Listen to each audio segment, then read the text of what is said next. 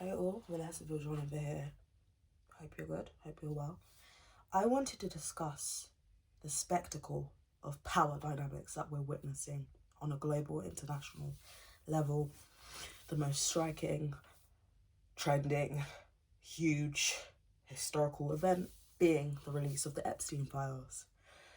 If you don't know about the Epstein Files, they are millions of files that demonstrate Jeffrey Epstein's exploitation of women and girls. And what is significant about the Epstein Files is that Jeffrey Epstein was a wealthy man affiliated with the most powerful people in the world, billionaires, preachers, politicians, prime ministers, and the list goes on and on and on. And I think it's important to look at what is not being said, what is not being shouted. I think this is like a gross and grand awakening of consciousness that not everything that glitters is gold. In fact, it's better to distrust people in power nowadays than it is to trust them. Why am I so pessimistic? We're meant to evolve. And unfortunately, we've got centuries and decades of people represented in our today. People whose families literally profited off of colonialism, slavery, wars, sacrifice of children, and so much more. I really want to zone into the chronic deflection we're seeing go on, particularly the people who are somehow affiliated with the files. I'm going to zoom in on Pam Bondi. So Pam Bondi is essentially the General Attorney of America appointed by Donald Trump, who is in charge of the Department of Justice. She has been in charge of the collection and administration of the files. And what I find so problematic about her is, despite a Congress of US politicians congregating together to discuss justice for what Epstein did and to expose the human trafficking ring, at every junction she's tried to deflect, play the game.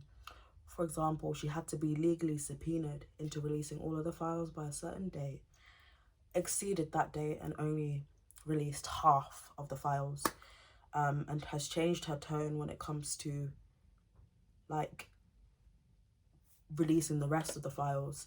She was supposed to provide the files unredacted completely, but it was heavily redacted, covering the names of powerful people, politicians, and leaving victims who have been assaulted uncovered, their names, their addresses, their emails, and so much more. Now, when Pam Bondi has been called into question for being in contempt to the court for violating Congress instructions, and also protecting the interests of those who were obviously heavily redacted, she did some circus shit, guys. I kid you not. Every question she asked, she was either defending Trump, attacking the person's district or constituency in British words.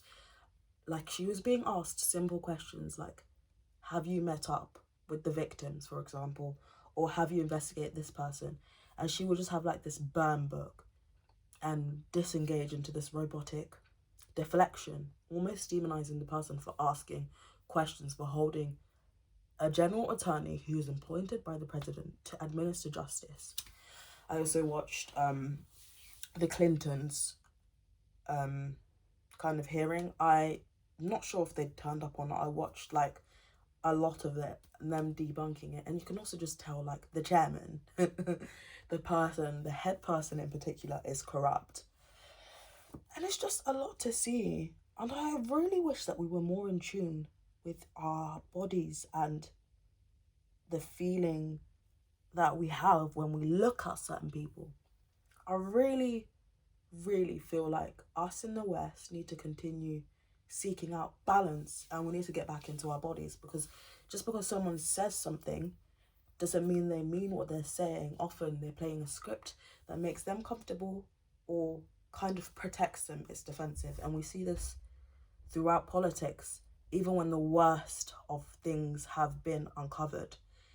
And at the end of the day, it just reminds me of the biblical scripture. The root of the love of money is the root of all evil. It seems like power is just this like thing that you can't be good with, because a lot of people don't know how to handle it. They have an inch and they go billions, and they'll never stop, and they will sacrifice kids, they will hurt all sorts of people, and even when called into question because of a lack of consequences, because of the power that their economic wealth or social wealth gives them, they can get away with stuff. And I think it's time that we realize how we uphold that, how we contribute to that. And it's not to say we must go around and boycott everyone, and it's not to say that we ignore it either, but we really have to search within ourselves and see our relationships to power. Therefore, one of the biggest themes that I'll be discussing extensively with many people is the theme of power. We're going to just explore people's relationships, to where I'm going to talk about mine. I'm going to ask people, because I think ultimately the biggest thing about the Epstein Files is dialect and dialogue around power and how it's misused, how we can kind of even combat evil with power, with justice. And I'm really, really pleased to see freedom fighters, activists fight. But I just think, guys, we all really need to not ignore what's going on an international level. Because if it's going on an international level, it's going on an internal level. How do you treat people with the power you have? How do you not treat people with the power you have? It's just this constant unraveling and questioning and deconstruction of power that I'm on, and I think we all should be on.